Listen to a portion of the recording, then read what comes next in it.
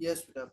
हमारा last lecture के अंदर चैप्टर नंबर 1 चल रहा था और चैप्टर नंबर 1 के अंदर मैंने कुछ पॉइंट्स डिस्कस किए थे। लास्ट लेक्चर के अंदर मैंने first of all statement of P and L का फॉर्मेट बताया था और फिर देन आफ्टर उसके बाद में मैंने स्टेटमेंट ऑफ फाइनेंशियल पोजीशन उसका फॉर्मेट मैंने डिस्कस किया था। स्टेटमेंट ऑफ फाइनेंशियल पोजीशन या बैलेंस शीट जब हमें बनाना होता है तो हमें क्या क्या चीजें मेंशन करना होता है। फिर उसके बाद में relationship between statement of financial position and statement of P and L, इन दोनों के बीच में क्या रिलेशंस होते हैं वो चीज मैंने क्लियर किया था आपको। पी&एल और बैलेंस शीट में क्या रिलेशंस हमारे होते हैं। तो स्टेटमेंट ऑफ पी&एल हम बनाते हैं एक टाइम पीरियड के लिए और बैलेंस शीट बनाई जाती है एक पर्टिकुलर डेट के लिए। फिर उसके बाद में मैंने अकाउंटिंग रिकॉर्ड्स या बुक कीपिंग का मीनिंग बता दिया था और टाइप्स ऑफ बिजनेस एंटिटी हमारी कौन कौन से टाइप्स होते हैं बिजनेस एंटिटी के, जिसके अंदर मैंने बेसिकली 3 टाइप्स डिस्कस किए थे: सोल प्रोप्राइटर, पार्टनरशिप और कंपनी। ये पॉइंट मैं बता चुका था यहाँ तक का। और सेपरेट एंटिटी ये वाला कंसेप्ट मैंने डिस्कस कर लिया था। तो फर्स्ट ऑफ ऑल मुझे बताइए यहाँ तक के टॉपिक में कोई डाउट है? नो इस सर। नहीं है डाउट, चलिए। तो उसी का आगे का फिर हम आगे का फर्दर टॉपिक स्टार्ट करते हैं। आज का नेक्स्ट टॉपिक हम लेते हैं first of all legal responsibilities of directors. Directors की हमारी क्या क्या रिस्पॉन्सिबिलिटीज होती हैं भाई? जो कंपनी के, क्या मैंने बोला भाई, कंपनी के ऑनर तो कुछ और होते हैं और मैनेज करने वाले कोई और होते हैं। कंपनी का सारा काम संभालने के लिए कौन होते हैं? डायरेक्टर्स। और पैसा लगाने वाले जो होते हैं वो लोग क्या कहलाते हैं? Share holders. So share holders and directors both are different. Share holders and directors are different. Directors जो होते हैं वो कंपनी की एक तरह से एम्प्लॉय कहलाते हैं। उनका काम होता है सारे बिजनेस को मैनेज करना, सबके लिए वो लाइबल होते हैं। तो देखिए बेटा क्या लिखा हुआ है: directors have a duty of care to show reasonable competence and may have to indemnify the company against the loss caused by their negligence. अगर उनके नेग्लिजेंस के कारण, उनके नेग्लेक्ट करने के कारण अगर कंपनी को किसी भी तरह का अगर लॉस होता है तो उस लॉस को इंडैम्निफाई करने की, मतलब उस लॉस को कंपनसेट करने की रिस्पॉन्सिबिलिटीज किसकी होती है? डायरेक्टर्स की होती है। Directors are also said to be in fiduciary position in relation to the company. वो कंपनी के ट्रस्ट वाले पोजीशन पर होते हैं, मतलब उनके ऊपर ट्रस्ट किया जाता है कंपनी का, क्योंकि सारा बिजनेस हमने उनको हैंड ओवर कर दिया है और वही लोग क्या होते हैं? उसके लाइबल होते हैं। Which means that they must act honestly. उनको हमेशा अपनी ईमानदारी के साथ काम करना चाहिए। In what they consider to be the best interest of the company and in good faith. जो कंपनी के लिए अच्छा रहेगा और जो कंपनी के फेथ में आकर के काम करे, ये उनकी रिस्पॉन्सिबिलिटी होती है, क्योंकि उनकी फिड्यूशियरी पोजीशन होती है, मतलब उनके ऊपर ट्रस्ट करके हमने कंपनी का पूरा वर्किंग उनको हैंड ओवर कर दिया है। इन the UK the companies act 2006 set out 7 statutory duties of the directors। और यूके कंपनी एक्ट के अंदर डायरेक्टर्स की 7 ड्यूटीज डिफाइन की गई है। फर्स्ट ड्यूटी हमारी दी है act with in their powers. जो आपको पावर्स दी गई है, जो आपको लिमिट्स डिफाइन की गई है, आप उसी के अंदर रह करके अपना वर्क करिए, उसके बियॉन्ड मत जाइए। Don't go beyond sanction limits.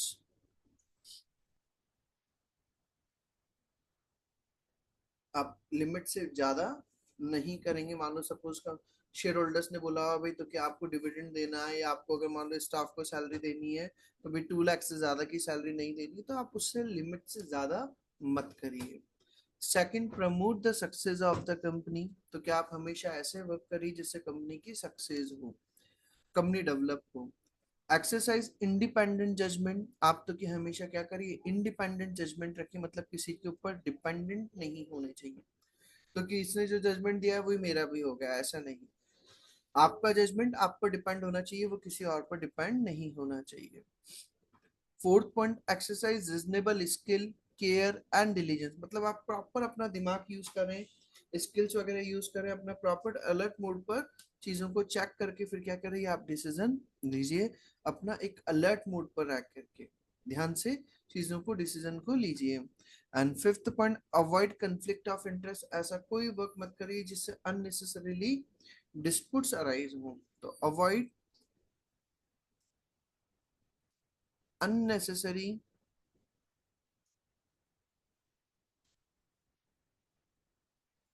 disputes, जो भी आपके फालतू के डिस्प्यूट्स हैं उनको अवॉइड करिए।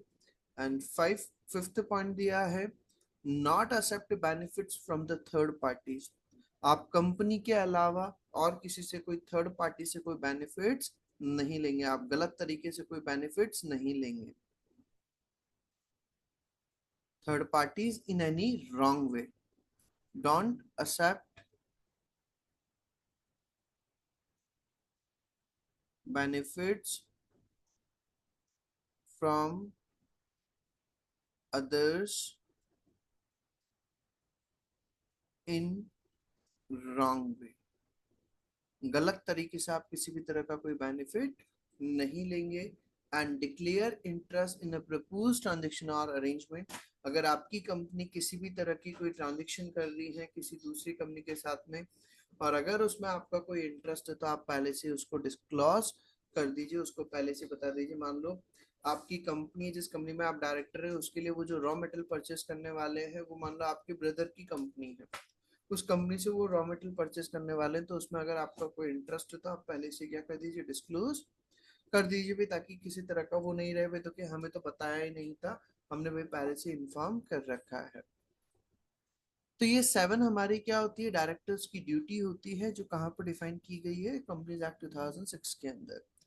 Is it clear? ये पॉइंट क्लियर है यस बेटा? सर। चलिए, फिर इसी के बाद में हम आगे आते हैं। नेक्स्ट पॉइंट दिया है हमारा, ये तो हो गई बात हमारी ड्यूटीज जो हमें डिफाइन की गई है कहाँ पर, यूके एक्ट, कंपनीज एक्ट के अंदर। फिर आगे बोलते हैं हमें, an overriding theme of the Companies Act 2006 is the principle that the purpose of the legal framework surrounding companies should be to help companies to do business. A director's main aim should be to create wealth for the shareholders. भाई company का हमेशा, company के जो directors हैं उनका main purpose क्या होना चाहिए, कंपनी की जो शेयर होल्डर्स हैं उनकी वेल्थ को बढ़ाना, उनको और डेवलप करना। In essence, this principle means that the law should be encourage long-termism and regard for all stakeholders by directors, and the stakeholders' interest should be pursued in an enlightened and inclusive way। मतलब कि आप ये principles वगैरह को follow करें तो आप directors का जो भी प्रॉफिट वगैरह उसको आप लॉन्ग रन में देखिए, आप ये नहीं तो कि उसको शॉर्ट टर्मिज्म देखें, शॉर्ट टर्म पर्पज में देखें तो क्या रहा है, इस साल में तो प्रॉफिट नहीं हुआ सर, उसका लॉन्ग रन में कोई भी वो डिसीजन लेंगे तो उसका इम्पैक्ट कहाँ आता है, लॉन्ग रन में आता है। तो should encourage long termism, don't focus for profits on short term, otherwise they will be not able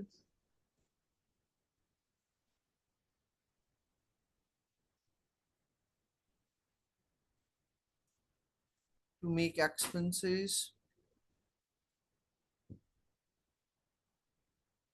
on research, तो रिसर्च वगैरह पे इनों पे वो खर्चा करने में कैपेबल नहीं रहेंगे अगर आप इस तरह का उनके ऊपर प्रेशर डालेंगे तो उन्होंने बोला आगे, when exercising this duties director should consider the consequences of the decision in the long run, जो भी आपके डिसीजन वगैरह लॉन्ग रन में क्या उसका इम्पैक्ट आएगा, the interest of their employees, उनका एम्प्लॉयज वगैरह का इंटरेस्ट भी ध्यान रखना चाहिए, the need to develop good relationship with customers and suppliers, उनको अपने जो कस्टमर्स हैं सप्लायर्स उनसे एक अच्छा रिलेशन बना करके रखना चाहिए, the impact of the company on the local community and the environment, आपका जो local community environment है उस पर क्या impact आ रहा है, the desirability of maintaining high standards of business conduct and a good reputation, आप एक अच्छी रेपुटेशन बना करके रखें, एक सिस्टम बना करके रखें, and the need to act fairly as between all members of the company, और हमेशा फेयरली काम करना, अच्छे से काम करना, ये सारे क्या होता है, डायरेक्टर्स की रिस्पॉन्सिबिलिटी होती है। फिर आगे दिया है उसी के अंदर responsibility for the financial statements. ये जो भी फाइनेंशियल स्टेटमेंट्स बनाए जाते हैं उसके लिए भी लाइबल कौन रहेगा, तो जितने भी फाइनेंशियल स्टेटमेंट्स बनते हैं उनके लिए कौन लाइबल होता है, डायरेक्टर्स लाइबल होते हैं। तो क्या लिखा हुआ है, directors are responsible for the preparation of the financial statements of the company. Specifically, directors are responsible for the preparation of financial statements of the company with the applicable financial reporting framework. वे जो भी आपके standards वगैरह follow हो रहे हैं उसके accordingly आपको फाइनेंशियल स्टेटमेंट्स बनाने होंगे। ये रिस्पॉन्सिबिलिटी किसकी होती है, डायरेक्टर्स की। And the internal control necessary to enable, और आपके वहां पर एक इंटरनल कंट्रोल सिस्टम होना चाहिए, मतलब क्रॉस चेकिंग सिस्टम होना चाहिए। Cross checking system should be there. वहां पर क्रॉस चेकिंग सिस्टम होना चाहिए ताकि उसको चेक किया जा सके, ताकि फ्रॉड वगैरह एरर्स वगैरह वो चीजें पहले से ही पता चल जाए। मतलब कि मान लो कोई ने आप लोगों ने अगर चेक साइन करके दिए तो उसको वापस से एक और बार एक और पर्सन उसको चेक करे, कहीं कोई गलत अमाउंट तो मेंशन नहीं किया है, कैश वगैरह काउंट हुए तो दो दो बार कैश को काउंट किया जाए, रैंडमली काउंटिंग किया जाए, ताकि वो एक डर बना रहे सब लोगों को। And the prevention and detection of fraud वगैरह को रोकना, उसका पता लगाना, ये सारी रिस्पॉन्सिबिलिटीज किसकी होती है, डायरेक्टर्स की होती है। सारे लॉ वगैरह को फॉलो करना, तो it is the directors responsibility to ensure that the entity comply with the relevant laws and regulations. तो कि सारे लॉ और रेगुलेशंस को फॉलो करते हुए वो अपना काम करे, ये सारी रिस्पॉन्सिबिलिटी किसकी होती है, डायरेक्टर्स की होती है। Directors should explain their responsibility for preparing accounts in the financial statements, and they should also report that the business is a going concern with supporting assumptions and qualifications are as necessary। मतलब कि directors को explain करना होता है, उनको बताना होता है भाई जो भी हमारी रिस्पॉन्सिबिलिटीज वगैरह है, भाई फाइनेंशियल स्टेटमेंट्स वगैरह बना रहे हैं तो उसके लिए सारी रिस्पॉन्सिबिलिटीज हमारी रहेगी, और बिजनेस को चलाने की भी रिस्पॉन्सिबिलिटी उन्हीं की होती है। गोइंग कंसर्न है भाई, तो कि हम बिजनेस को अभी नियर बाय फ्यूचर के अंदर बंद करने का हमारा कोई मूड नहीं है, वो भी उनको देखना होता है। यहाँ तक का पॉइंट क्लियर है,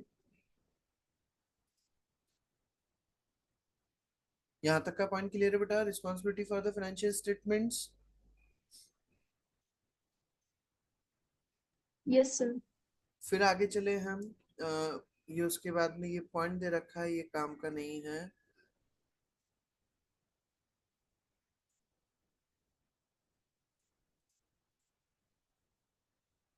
तो ये मेरी हो गया पॉइंट यहाँ तक। और फिर एक और दिया है, ये गवर्नेंस अभी हम देखते हैं। इसी के बाद में हम आते हैं आगे, लिमिटेड लाइबिलिटी कंपनीज। इसका मीनिंग वगैरह तो मैं ऑलरेडी समझा चुका था, उसी से रिलेटेड कुछ और पॉइंट्स भी दे रखे हैं। तो limited liability companies are formed under special legislation. जो भी आप कंपनी वगैरह बनाते हैं तो उसको एक स्पेशल एक्ट के अंदर रजिस्टर्ड कराना होता है। For example in the UK, UK के अंदर चलता है द कंपनीज एक्ट 2006। हमारे इंडिया में चलता है कंपनीज एक्ट 2013। तो इस तरह से हर कंट्री में क्या होता है, अलग अलग तरह के एक्ट चलते हैं। इन इंडिया अगर आप कंपनी को रजिस्टर्ड कराना चाहते हैं तो अभी प्रेजेंट में चल रहा है कौन सा, companies act 2013 presently running.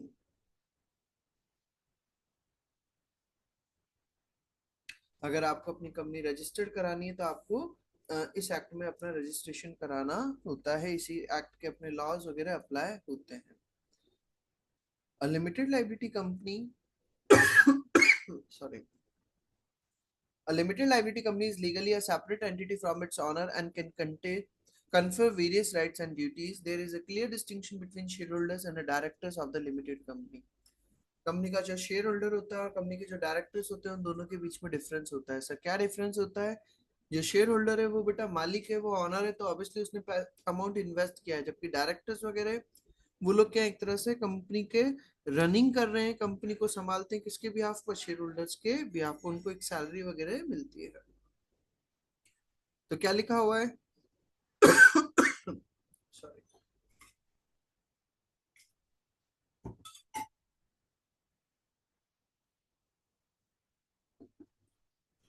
Share holders are the owner, share holders company के ऑनर्स होते हैं, but have limited rights as share holders over the day to day running of the company. लेकिन कंपनी की जो डे टू डे बेसिस पर running होती है, day to day basis पर जो वर्क होता है, उसके अंदर उनका लिमिटेड रोल होता है। वो डेली बेसिस की एक्टिविटीज के अंदर इन्वॉल्व नहीं होते हैं। वहां पर उनका काम डेली बेसिस की वर्किंग का नहीं होता है। दे प्रोवाइड कैपिटल, वो कैपिटल प्रोवाइड करते हैं एंड रिसीव अ रिटर्न, और उनको उसके बदले में क्या मिलता है? डिविडेंड मिलता है उनके अमाउंट जो इन्वेस्ट किया। आज आप अगर किसी कंपनी के अगर शेयर्स एक्वायर करते हैं तो शेयर्स के बदले में आपको क्या मिल जाता है? डिविडेंड मिल जाता है। The board of directors are appointed to run the company on behalf of the share holders. और जो बोर्ड ऑफ डायरेक्टर्स होते हैं कंपनी के, वो क्या होते हैं बेटा? शेयर होल्डर्स के बिहाफ पर अपॉइंट किए जाते हैं। And in practice they have a great deal of autonomy. Just a minute.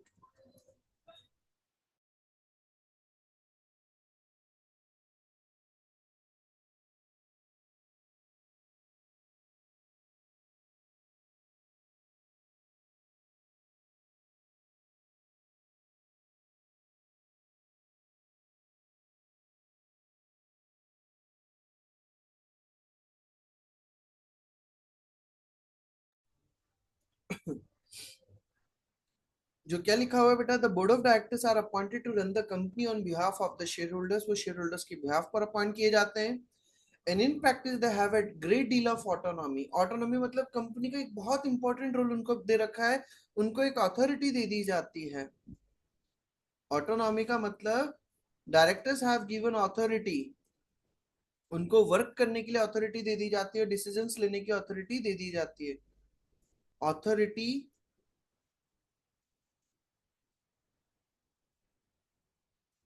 या हम बोल दे रिस्पॉन्सिबिलिटी,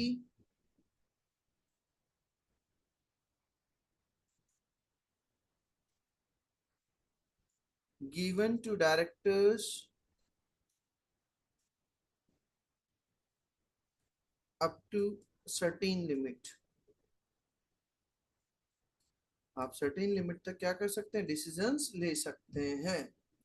तो क्या आप अपने अकॉर्डिंगली मैनेज कर लीजिए, आपको बार बार हर बात को हमसे पूछने की रिक्वायरमेंट नहीं रहेगी। फिर आगे कहा, the reporting requirements for limited liability companies are much more stringent than for sole proprietorship और पार्टनरशिप। स्ट्रिंजेंट मतलब थोड़ा सा स्ट्रिक्ट होती हैं, रिक्वायरमेंट्स थोड़ी सी ज्यादा होती हैं in comparison to sole proprietorship और partnership. In the UK there is a legal requirement for a company to be first. अभी क्या क्या रिक्वायरमेंट्स दी हैं, ये सारी हमारी रिक्वायरमेंट्स दे रखी हैं। अगर आप कंपनी रजिस्टर कराना चाहते हैं तो उसके लिए क्या क्या रिक्वायरमेंट्स है? तो 1 2 3 4 5 और 6, ये 6 हमारी क्या है बेटा? रिक्वायरमेंट्स हैं। क्या क्या रिक्वायरमेंट्स दिया है? First point, be registered eight companies house. आपको क्या कराना होगा? कंपनी हाउस पे रजिस्टर्ड कराना होगा। सर कंपनी हाउस का मतलब लाइक अपने इंडिया में बेटा आरओसी है, registrar of companies. Her state में एक आरओसी लगता है। जैसे आज अगर मैं राजस्थान की बात करूं तो राजस्थान का आरओसी लगता है जयपुर के अंदर। तो वैसे हर स्टेट में एक आरओसी होता है, वैसे पूरा ऑल ओवर वर्ल्ड में भी होता है, उनको हम बोलते हैं कंपनी हाउस।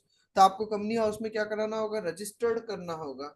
सेकंड पॉइंट बोला है हमारा रिपोर्टिंग रिक्वायरमेंट्स, मतलब कि कंपनी जब आप बनाते हैं तो क्या क्या चीजें आपको करनी होती है। तो आप सबसे पहली चीज तो रजिस्टर्ड होने चाहिए। Second point, complete a memorandum of association and the article of association to be deposited with the registrar of companies. और आपका एमओए और आर्टिकल ऑफ एसोसिएशन, ये दोनों आपको सबमिट कराने होते हैं किसको? आरओसी को। Third point, have at least one director and two for a public limited company who may also be a share holder. Private company अगर तो कम से कम वन डायरेक्टर, और पब्लिक कंपनी है तो मिनिमम टू डायरेक्टर्स होना जरूरी है। Fourth point, prepare financial account for submission to the company house. और आपको अपने फाइनेंशियल अकाउंट्स बनाने रहेंगे, और फाइनेंशियल अकाउंट्स बना करके आपको सबमिट करने होते हैं। And have it's financial account audited, और अपने आपको अपने फाइनेंशियल अकाउंट्स ऑडिट कराने होते हैं प्रोफेशनल पर्सन से, चार्टेड अकाउंटेंट से, एसी सीए वगैरह से। आपको अपने फाइनेंशियल अकाउंट्स क्या कराने होंगे? ऑडिट कराने होते हैं, उनसे क्रॉस चेक कराना होता है, वेरीफाई कराना होता है। And distribute the financial accounts to all share holders, और सभी शेयर होल्डर्स को फाइनेंशियल अकाउंट्स की एक कॉपी देनी पड़ती है उनको अपना वाया मेल। आप उनको सबको अपने फाइनेंशियल स्टेटमेंट्स की आप अपनी वेबसाइट के थ्रू उनको वहां पर इंफॉर्मेशन प्रेजेंट करेंगे, आप सबको वो इंफॉर्मेशन अवेलेबल करानी होगी। ये सारी हमारी लीगल रिक्वायरमेंट्स होती है कंपनी की, तो कि आपको फुलफिल करना ही होगा। क्लियर बेटा यहाँ तक का पॉइंट? यस। चलिए फिर अब आगे चलते हैं हम इसी के बाद में।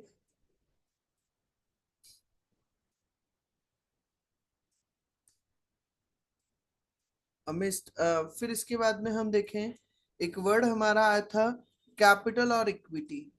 कैपिटल और इक्विटी, कैपिटल या इक्विटी का मतलब क्या होता है? हमने पढ़ा है बेटा, सिंपल सा, asset is equal to liabilities plus capital.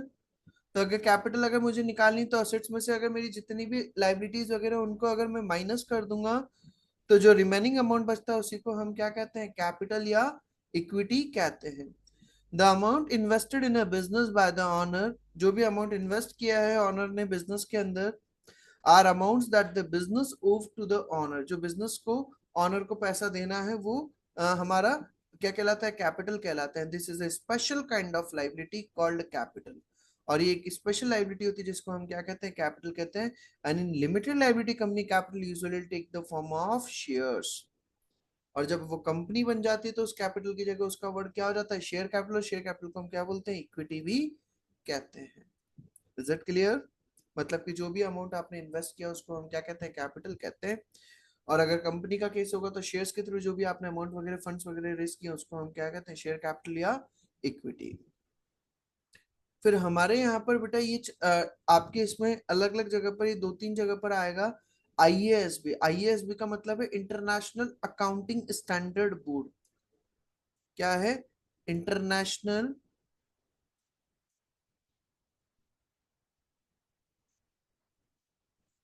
Accounting standard board, IASB. ये एक डिपार्टमेंट है जो पूरा ऑल ओवर वर्ल्ड में क्या करता है बेटा? अकाउंटिंग स्टैंडर्ड्स बनाने का काम करता है। ये चीजें हम अभी चैप्टर नंबर 2 जब पढ़ेंगे तो वहां पर मैं आपको समझाऊंगा हमारे वर्ल्ड लेवल पर कौन कौन से डिपार्टमेंट्स है जिनका क्या क्या काम होता है, अकाउंटिंग्स वगैरह कौन क्रिएट करता है, कौन इसको रेगुलेट करता है। भाई आज आप पढ़ रहे हैं जैसे एसीसी है, तो भाई पूरे वर्ल्ड लेवल पर इसका इंस्टीट्यूट चलता है, पूरे वर्ल्ड लेवल पर इसकी वैलिडिटी, तो ऑब्वियसली वर्ल्ड लेवल पर अकाउंटिंग भी फॉलो होती होगी, तो इसके लिए पूरे वर्ल्ड लेवल पर इंस्टीट्यूट बना रखे हैं जो पूरे क्या करते हैं? अकाउंटिंग को एक जैसा मेंटेन करवाते हैं। तो उसी में हमारा एक डिपार्टमेंट दे रखा है इंटरनेशनल अकाउंटिंग स्टैंडर्ड बोर्ड, जो क्या करता है? पूरे अकाउंटिंग स्टैंडर्ड्स बनाने का काम, उनको रिवाइज करने का काम, सारा काम इसी का होता है। तो उन्होंने क्या करते हैं बेटा? वो अपनी खुद की कुछ डेफिनेशंस दे रखी है। आईएएसबी ने क्या कर रखी है? अपनी खुद की कुछ डेफिनेशन दे रखी है। तो उसी के अंदर हमारी ये डेफिनेशन दे रखी है इक्विटी की डेफिनेशन। तो ये डेफिनेशन आपको एज इट इज याद होनी चाहिए, इसमें आप कोई प्लस माइनस नहीं करेंगे। ये डिपार्टमेंट की डेफिनेशन है तो इसको एज इट इज आपको याद रखना है। मीनिंग मैंने समझा दिया है कैपिटल इक्विटी का, अभी डेफिनेशन भी आपको याद रखनी है। इक्विटी का मतलब क्या होता है? Equity is the residual interest, जो आपका बचा हुआ इंटरेस्ट है in the assets of the entity after deducting all it's liability. Assets में से जो ऑर्गेनाइजेशन है, एंटिटी मतलब जो ऑर्गेनाइजेशन है, एंटिटी मतलब बेटा जो ऑर्गेनाइजेशन है,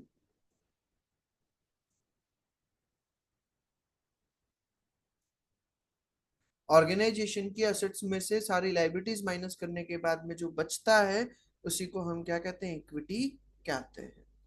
यहां तक का पॉइंट भी हो गया। इसी के बाद में फिर हम आगे चलते हैं, असेट्स और लाइबिलिटी। सर असेट्स और लाइबिलिटी क्या होती है? तो असेट्स और लाइबिलिटी का सिंपल वे में अगर मैं बात करूं तो वो चीज मैं ऑलरेडी आपको बेसिक टर्म्स के अंदर पढ़ा चुका हूं, असेट्स और लाइबिलिटी का मतलब क्या होता है। बट यहाँ पर हमारा थोड़ा सा उसका मीनिंग कुछ और भी दिया है, तो वो हम देख लेते हैं क्या लिखा हुआ है। Asset is something valuable which a business owns और कैन यूज। हर वो चीज जो हमारे पास, जिसकी हमारे पास ऑनरशिप है और हम उसको यूज कर सकते हैं, उसको हम क्या कहते हैं? असेट कहते हैं। IASB define an assets in the conceptual framework, उन्होंने अपने जो फ्रेमवर्क बना रखे मतलब कि जो स्टैंडर्ड्स बना रखे उन्होंने असेट की डेफिनेशन क्या दिया है। An asset is a present economic resources, जो भी आपके प्रेजेंट में इकोनॉमिक रिसोर्सेज है, हर वो चीज कंट्रोल्ड बाय द एंटिटी, जो एंटिटी के थ्रू कंट्रोल की जाती है as a result of past event. जो आपने पास्ट में कोई इवेंट करा था, मान लो मैंने मशीन खरीदी, मैंने एसी खरीदा, तो वो एसी खरीदा पास्ट में कोई इवेंट करा था जिसके कारण मेरे पास क्या हो गए, प्रेजेंट में इकोनॉमिक रिसोर्सेज आ गए हैं, उससे रिलेटेड कोई चीज आ गई है, तो उसको हम असेट कहते हैं। An economic resources is a right that has the potential to produce economic benefits, जिसके कारण आपको कोई इकोनॉमिक बेनिफिट्स भी मिल सकते हैं या कोई ना कोई बेनिफिट मिलता है। मान लो मैं एसी चला रहा हूँ तो उससे मुझे एक रिलैक्सेशन मिल रहा है, तो मैं वर्किंग अच्छे से कर पा रहा हूँ। तो हर वो चीज जिसके पास आपके पास ऑनरशिप होती है controlled by the entity as a result of past event, तो उसको हम कहते हैं असेट कहते हैं। तो असेट का मतलब क्या दिया है सिंपल से बेटा, प्रेजेंट इकोनॉमिक रिसोर्सेज, जो आपके प्रेजेंट में इकोनॉमिक रिसोर्सेज है कंट्रोल्ड बाय द एंटिटी, जो एंटिटी कंट्रोल करती है as a result of past event, तो उसको हम कहते हैं असेट्स। एग्जाम्पल्स बता दिए एसेट के, फैक्ट्री है, ऑफिस बिल्डिंग है, वेयर हाउस है, डिलीवरी वैन है, लॉरी जो बड़े बड़े ट्रक्स वगैरह होते हैं, plant machinery, computer equipment, office furniture, cash and goods held in stores, stock वगैरह रखा हुआ, अवेटिंग सेल मतलब बेचने के लिए आपने गुड्स वगैरह रखा हुआ है टू द कस्टमर्स, ये सब कुछ हमारी एसेट कहलाती है। तो एसेट का मतलब सिंपल सा क्या हो गया, जो भी आपके प्रेजेंट इकोनॉमिक रिसोर्सेज है जो ऑर्गेनाइजेशन कंट्रोल करती है, और कब, as a result of past event, past में आपने कोई इवेंट करा था उसके कारण अगर आपके पास कोई इकोनॉमिक रिसोर्सेज होते हैं। ये होगी बात मेरी कौन सी, असेट की। फिर उसी का वर्ड दिया है एक और हमारा लाइबिलिटी, एक और वर्ड दिया है बेटा क्या, लाइबिलिटी। लाइबिलिटी का मतलब क्या होता है, जो भी अमाउंट हमें पे करना है उसको हम क्या कहते हैं, liabilities. A liability is something which is owed to somebody else, जब हमें किसी और को अगर कुछ देना है, हम लाइबल है उसके लिए, तो वो हमारी लाइबिलिटी कहलाती है। आइए एस बी कंसेप्चुअल फ्रेमवर्क के अकॉर्डिंगली क्या डिफिनेशन दिया उन्होंने, अ liability is a present obligation. Liability क्या है, एक प्रेजेंट में जब ऑब्लिगेशंस अगर आ जाते हैं of the entity to transfer economic resources as a result of past event. आपने पास्ट में कोई इवेंट करा था जिसके कारण अगर आपके कोई भी इकोनॉमिक बेनिफिट्स, इकोनॉमिक रिसोर्सेज अगर ट्रांसफर करने का अगर ऑब्लिगेशंस आते हैं, तो उसको हम कहते हैं लाइबिलिटी कहते हैं। मैंने गुड्स अगर परचेस करा और उसके कारण अब मुझे पैसा ट्रांसफर करना है, मुझे पैसे देना है, तो वो ऑब्लिगेशन अगर मेरे ऊपर आ गया तो वो मेरी लाइबिलिटी कहलाती है। An obligation is a duty of responsibility that the entity has no practical ability to avoid, और आपके पास मतलब ऑप्शन नहीं है तो क्या आप हटा सको उसको। भाई आपने अगर गुड्स खरीद लिया और अगर आप पेमेंट नहीं करना चाहें, भाई ऐसा तो नहीं हो सकता पेमेंट नहीं करें, तो उसको हम अवॉइड नहीं कर सकते, हमें पेमेंट करना ही होगा। आपने बैंक से लोन लिया है तो आपको ऑब्वियसली अमाउंट पे करना ही होगा, तो वो हमारी लाइबिलिटी कहलाती है। एग्जाम्पल्स बता दिया of liability are amount owed to a supplier for goods bought on credit, आपने उधार में गुड्स परचेस करा उसका पैसा देना है तो वो आपकी लाइबिलिटी होगी। Amount owed to a bank और अदर लेंडर, आपने बैंक से लोन लिया है और किसी पर्सन से लोन लिया तो वो पैसा देना है तो वो आपकी लाइबिलिटी होगी। बैंक ओवरड्राफ्ट, बैंक में आपका नेगेटिव बैलेंस चला गया, amount owed to tax authority, tax authority को आपको पैसा देना है, तो ये सब कुछ आपकी लाइबिलिटी कहलाती है। इसी की हम बात करें तो मुझे पहले बताएं यहाँ तक के में कोई डाउट है क्या बेटा, लाइबिलिटीज तक के में। Is there any doubt till assets or liabilities? No, sir. No, sir. नहीं है। चलिए इसी के बाद में फिर हम आगे देखें। बेसिकली हमारा एक्टिविटी नंबर 2 दिया है, क्या लिखा हुआ है इसके अंदर, which of the following is an asset according to the definition in the conceptual framework. जो हमने कंसेप्चुअल फ्रेमवर्क की डेफिनेशन पढ़ा है अभी हाल, जो मैंने बताया, present economic resources control by the entity as a result of past event, आपने पास्ट में कोई इवेंट कराते हैं जिसके कारण आपके पास में प्रेजेंट इकोनॉमिक रिसोर्सेज आते हैं, तो उसको हम कहते हैं असेट। तो उसके अकॉर्डिंगली इनमें से कौन सी एसेट की डेफिनेशन में कवर अप होगा, bank overdraft, factory building, payables और amount owed to tax authority. तो एसेट में क्या चीज आएगी बेटा, A B C D. Factory building. Building. B. Factory buildings, factory के आपके पास बिल्डिंग है तो वो हमारी क्या होगी, एसेट की डेफिनेशन में आएगा, क्योंकि बैंक ओवरड्राफ्ट लाइबिलिटी है, पेबल्स लाइबिलिटी, और amount owed to tax authority this also liability. Is it clear activity number 2। Then after इसी के बाद में हम आगे चले activity number 3, which of the following is an example of liability. इनमें से कौन सा लाइबिलिटी का एक एग्जाम्पल है? तो ऑप्शन दिया inventory, second option receivables, third option plant and machinery and the fourth option is loan. क्या आएगा आंसर बेटा? Option A, B, C, D? D. D, loan.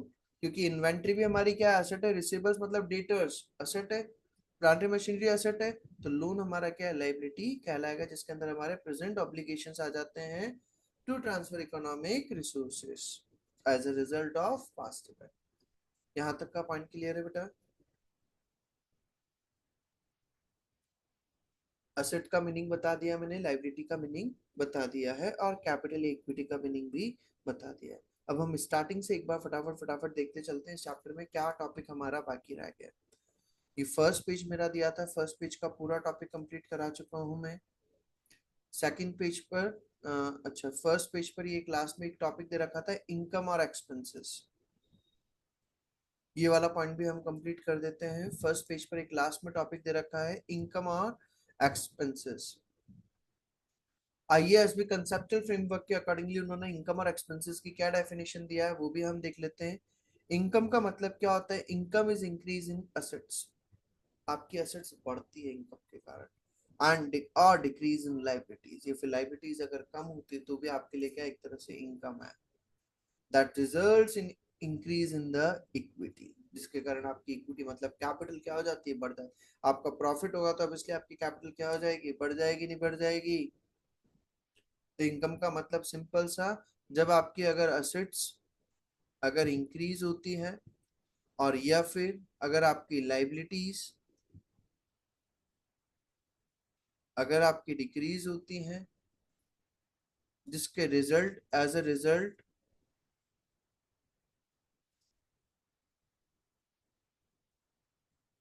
Increase in equity, तो उसको हम क्या कहेंगे बेटा? इनकम।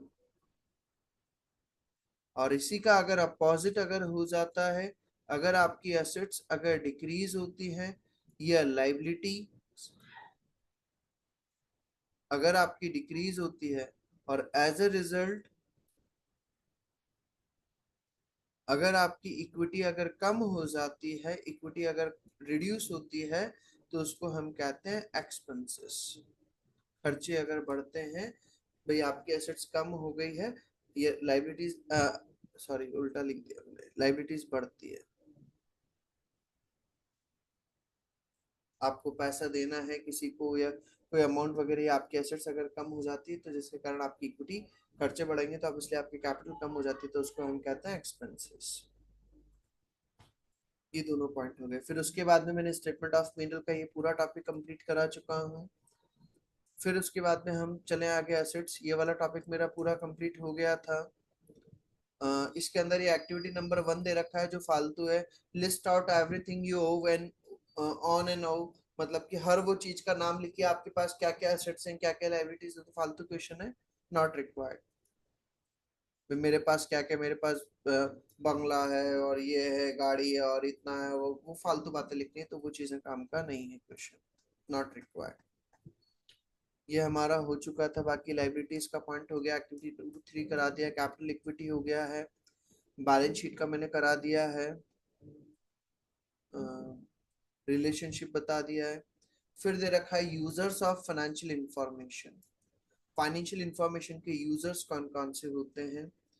तो भाई अलग अलग यूजर्स होते हैं, इन्वेस्टर्स हैं, एम्प्लॉयज हैं, लेंडर्स हैं।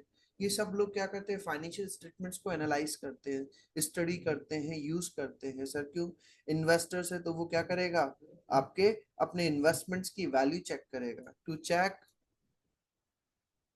Value of investment. एम्प्लॉय है तो वो बोनस वगैरह मिलेगा नहीं मिलेगा। लेंडर जो है वो सेफ्टी देखेगा, उसका अमाउंट जो लोन की दे रखा है उसने, उसकी लोन पेमेंट हो पाएगा या नहीं हो पाएगा। कस्टमर वगैरह क्या होता है, उसकी क्रेडिबिलिटी वगैरह चेक करता है, किस तरह का पर्सन है, अच्छा गुड सप्लाई करेगा या नहीं करेगा, गवर्नमेंट वगैरह बेनिफिट्स वगैरह देती है। तो इस तरह से क्या होता है, अलग अलग पर्सन आपके अलग अलग चीजों को, फाइनेंशियल स्टेटमेंट्स को, फाइनेंशियल इंफॉर्मेशन को एनालाइज करते हैं। फिर आगे चले हम, इसी के बाद में दिया है एक्टिविटी नंबर 5।